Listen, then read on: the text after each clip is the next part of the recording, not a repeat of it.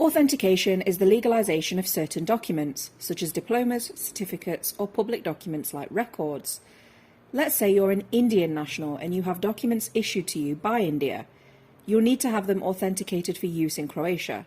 The thing to bear in mind is that you'll need to have this authentication done by the Indian authorities, not the Croatian ones. This is usually done with an official signature or a stamp. The process of authentication verifies the authenticity of the stamp or signature on the document, but not the content the document contains. You'll need to do this in order to legally use these documents and have them be valid for use in Croatia.